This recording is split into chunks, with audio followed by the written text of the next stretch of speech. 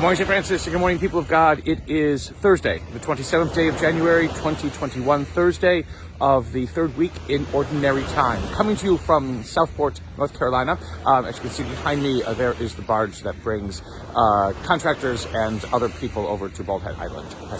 Cape Fear River is right behind me. I'm in Southport because today is the funeral of Father Doug Lawson, one of the priests of the diocese, retired about 18 years ago, was instrumental in building the church here at in Southport Sacred Heart. And so today is his funeral, so that's why I'm here at the beach once again.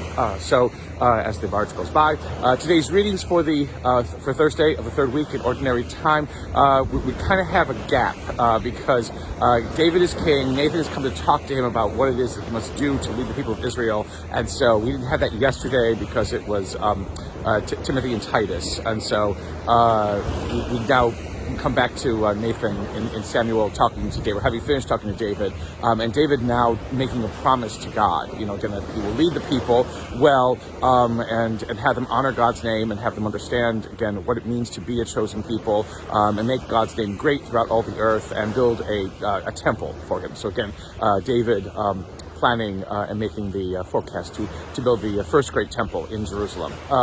Again, God will say later on that God doesn't need temples, and God needs David to be just a good king. God's name is already known throughout the earth, and things like that. But again, David trying to be sincere and taking on this great responsibility after Saul, and leading the people of Israel. So we see hope and promise in David today. In the gospel, again, Mark's gospel continues with a number of metaphors for the people of Israel. And again, the first is for those who listen to Christ. And the first being to be light, to the world. That you don't put under a bed, you don't put under a bushel, but you put on a light lampstand so that it gives light to all. And again, the sense in which what it means to listen and to hear what it is that God is speaking to us. It is to put our gifts to use. It is to be witness in the world. It is in a remarkable, wonderful way that Jesus does not say, I will just do everything, you all sit back because you're all a bunch of horrible, awful sinners who can't do anything, and I'm the Redeemer, and so I will get everything done that needs to get done. That is not how God approaches the world. That is not how Christ approaches his mission.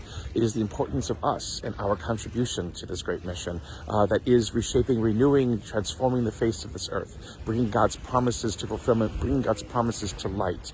The way this passage ends about there is nothing hidden that will not be revealed, again, is the sense in which God's promises are not just wishful thinking. They are not just meaningless hopes. They are something that are meant to be, that are meant to come to light, that are meant to be, in effect, reality in this world.